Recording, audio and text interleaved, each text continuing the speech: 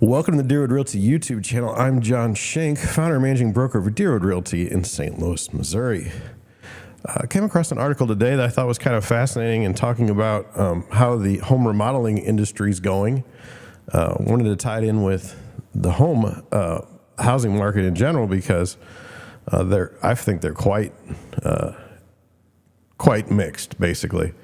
Let me go into the article here. It's from Yahoo Finance. It says, America's love for home remodeling cools off amid higher interest rates. Now, I'm going to go and kind of parse through this one pretty closely because I used to work in home remodeling. I used to know quite a bit about that business. And I kind of just wanted to share my thoughts as we go along in the article to what I would see, if you were me. So it says, during the pandemic, which will automatically get my show knocked down, shadow banned in YouTube for something that happened. I don't know why. It's ridiculous, but it's still happening. Demi Fox, a homeowner and realtor, was ultra focused on upgrading her home, taking on remodeling and DIY projects. But now Fox has put the brakes and is less willing to dole out money for upgrades for her Simi Valley, California home. We were going to do the kitchen, but we're holding back right now. Looking at the numbers, I said, nah. I feel I like using my own money when I remodel. I don't like to use any kind of loan. So it's kind of interesting the way they start this article because they're talking about how it's become expensive to finance repairs, yet the person they quoted to start is paying cash. Now, let's just offer that perhaps because she's a real estate agent, she has a pretty good idea of what her house will sell for at any given point in time. So perhaps she believes that the work that she does in her home, to remodel it, isn't going to be worth it if she had to sell tomorrow. I'm just saying, realtors are pretty slick about that kind of thing. So here's the reasons why things are slowing down. It says less savings, higher interest rates, and the lack of housing activity in the resale market are among the reasons the industry is bracing for a slowdown. And I think that's fine. A slowdown's already happening. It says total spending on home improvement and repairs is projected to drop 7.7% over the next 4 quarters to $452 billion. Researchers from Harvard University's Joint Center for Housing Studies, the latest leading indicator of remodeling activity, showed the decline expected in 2024, if that comes to pass, will be the first decline in more than a decade. Which, if you think about it, 2012, that was when things started to get better in the housing market after the great financial crisis, 2008, 2009, 2010. It says data from the National Association of Home Builders showed remodeler confidence slipped in the third quarter of this year, with the index measuring current conditions falling for projects of all sizes and the index gauging future activity rate, which leads and inquiries are coming in and the backlogs of jobs also declining. So they are saying that the sizes of the jobs are smaller, and the inquiries, like leads coming in, are less, and the backlogs of jobs are declining. So during the last rush, I don't know if it's true now, if you wanted to get a plumber to come out and do something in your house, it was like 2-week wait. And I have a friend that's a plumber, and he says that younger people just don't want to do the job. It's a dirty job. And it's not glamorous, but it pays, and it's going to pay more the fewer people that decide to do it. So then they go into this. It says the pandemic, which will get me shadow banned, unleashed home improvement demand in 2020 and 2021. The unique circumstances of the time made people rethink their relationship with their homes. This is absolutely true. It also made people rethink where they wanted to live. It wasn't uncommon for people to leave the city and move to some faraway place so that they, were free from whatever they were worried about. It says they thought they were going to be spending a lot of time at home for the next few years of the foreseeable future. Eric Finnegan, who's the vice president research and demographics at John Burns Research and Consulting, who told Yahoo Finance. Now, we need to remember this Finnegan because he gets quoted a ton. It says, we need to make this comfortable. We need to make this livable and functional, not just us working at home, but also our kids doing school at home. Yeah. So, how many of you during the shutdown had your family members living with you and spending time with you for many, many more hours than you ever imagined? Sometimes that's a good thing. Other times it led to divorce and and stuff like that. So yeah, I mean, one of the things that we ran into at my house is I have a home office, and always have. It's in the basement, and I'm totally happy with it. But when my wife was working from home, she didn't have any place to work. So she's literally sat at the kitchen table. Unfortunately, the kitchen table's in the middle of the kind of where it's in the line of traffic. And so like people would walk by all the time, and she'd be trying to work. It messed with her concentration. So yeah, I totally agree with that. That was true. And we also have to remember that the rates were very low. Rates were very low, and house prices were going up. So we'll get into that towards the end. It says financing those projects got easier too. 3 rounds of stimulus checks fattened checking accounts. Historically low interest rates made borrowing cheap, and home equity was soaring because the housing market took off. It was really easy to take cash out of or equity out of the home. We saw a huge spike in cash out refinance activity, which then showed up in account balances for people's checkings accounts and savings account. So yes, that's absolutely true. I will get in. I'll do it a little bit later. I'm sorry. And then it says, but things are shaping up differently now. It's just a matter of money was really cheap and now money is really expensive. People are getting really cost sensitive, and they're feeling a lot more conservative about putting money in their home. Now, during this run up in sale prices of homes, we saw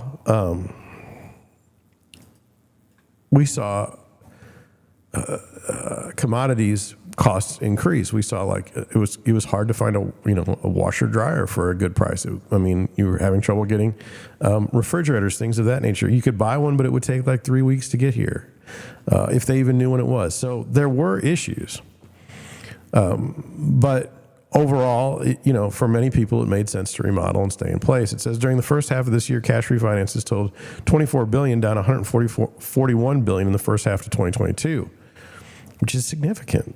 It says credit cards are also an expensive option to finance projects. The average annual percentage rate on a credit card is more than 20%, the highest level in at least 38 years now. So I wonder how many people actually put home remodeling projects on a credit card. Maybe the materials, but yeah, at 20% interest, not a good idea. It says the pullback in the home buying market is also driving the slowdown. Homeowners are reluctant to sell their properties because they'll lose the historically low mortgage rate they secured during the pandemic. So there's no reason for these owners to fix up their homes to sell, which that goes totally against the idea that these people are expecting to live in their homes forever because of a low mortgage rate, and therefore are going to fix the house up the way they want to. That's two different arguments. It says buyers, on the other hand, have to shell out more money just to buy a home these days, with home prices still at record highs and borrowing costs more expensive. That doesn't leave a lot for renovations after move-in, and more buyers are turning to new homes this year because builders can offer incentives on mortgage rates. So there's some truth to that. I have a hard time. We have a subdivision going up across the street, very small houses for $500,000. Just doesn't seem like. Yes, it has all the amenities, but it just doesn't seem like the right home. Now, I would argue that the houses I've shown, for the vast majority since the inventory slowed down, have been homes that are life events happen. So people died and moved. People died, or people moved to assisted living. People got divorced, so they're not putting money in their houses, right? These people may have lived in the homes for like 20, 25 years. So everything's dated. And so what happens is now you've got these buyers that have to buy a house or feel that they need to buy a house, and they're going to these houses and they're like, okay, the house is stupid expensive right now, and we have to spend $100,000 or $200,000 just to fix the place up to where we would want to live in it. So it's a bad deal. It says the impact on home sales, existing home sales in particular, has been very meaningful. A lot of remodeling does tend to happen around the time of the sale. That's certainly not conducive this year if we don't have the sales, and people won't be remodeling their newly purchased homes next year. See, that's what my concern is there's no question that when you buy a home or when you're selling a home, that leads to some construction work. And so if the transactions are down, which they are, that means there's less of a need for these services. Well, that's not there. Look at how many billions of dollars is in this particular market. It's not good to get. It will hurt somewhere. We just don't know where it will show up. It says, a quarterly survey from John Burns Research and Consulting found 1/3 of customers say they're focused on smaller projects and reducing project scopes, while 32% are shifting to cheaper materials, all to save on upfront costs. And let me just caution you to this. Look, if you live in like an $800,000 neighborhood and you try to put in Lowe's lowest end stainless steel appliances, I mean, no one's going to pay you for that. I mean, it better be, if it's, $1 million house, it better be a Thermador. It better be nice appliances. And so, you better be coming with granite. You don't do Formica. I mean, it just doesn't make any sense at all. Bad remodeling is worse than not remodeling at all, in my opinion. Homeowners, because what it does, when people walk through your house and they see that you did a crappy job remodeling it, they say, well, if they did such a bad job for the stuff that we can see, what did they do behind the walls that we can't see? And I'm just putting it out there. And you say, well, that's not fair. That's not right. I'm just telling you that's what buyers think when they walk through your house.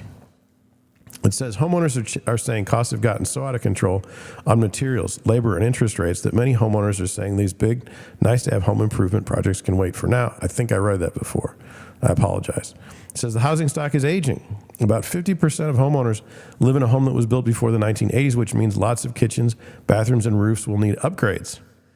And it's kind of fascinating. Here in St. Louis, we've got houses built in the 1920s where the plaster walls have never been redone. They may have redone the kitchen, they may have done the bathroom, but everything else is like straight from the 1920s, and it looks gorgeous. It's weird. It doesn't seem like certain houses have passed the test of time. I live in a mid-century modern home, and I would not want to change it. I mean, it looks awesome.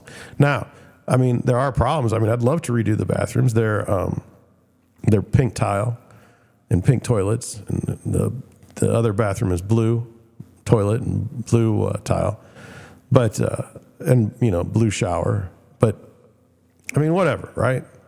I mean, I'm not moving. It says there's a solid base of long-term homeowners that are moving forward with remodeling the projects. These homeowners think older with a solid nest egg and looking to stay in their home for another 20 years want a home that accommodates their own changing needs. I think that's always been the driver of most of the construction. I don't know. I mean, I've seen articles and I've seen people talk that people are going to downsize. Do you remember maybe a couple of weeks back we had that article that said, hey, people are downsizing and the boomers are going to end up buying these starter homes because they don't want to have as big homes, and it's going to drive prices even more crazy. I don't know if that's true. I don't know if that'll work out that way, but anyway, that's what they say. And it says, since there are so few homes available for purchase, these homeowners are choosing to remodel instead of move. The trade-up in place phenomenon is keeping the home improvement and remodeling industry afloat, and I would say that makes a lot of sense, right?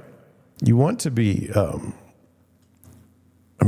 if you got a 3% mortgage and you've got equity in your home, the key is equity. I know that when I bought my house, I felt like I was at the top of the market, okay? And I didn't really feel comfortable doing any upgrades. But over the past 10 years, okay, the equity in my home has improved dramatically. And so I was willing to take on projects. Like we did redo the basement, finish the basement. We did change out we did change out a bathroom in the basement. But that was only because we had equity. And as the article started with the real estate agent saying, we're going to cut back on our remodeling for a home, it was all based for me, at least on what I thought I could get for the home when I sold it. It didn't make any sense for me to over improve because I wasn't going to get my money for it. So what do you think? Do you think that this slowdown in remodeling is something we need to be worried about for the economy at large? Or do you think it's just a blip? You think it'll all work itself out? I don't know. It's strange times. That's why I like talking about this kind of stuff. I find it very fascinating. I don't know what's going to happen in the future, but I like to talk about it with like-minded people. So if you're one of those like-minded people and you've kind of been holding off on subscribing, please consider doing so. We're doing pretty well. We could always do better, and I'd like to take them. I'd like to have a bigger audience so we can talk about more things. You can start sending me stuff. With that, I'm going to head on out. Thank you for watching. Thank you for listening, and I'll catch you on the next one.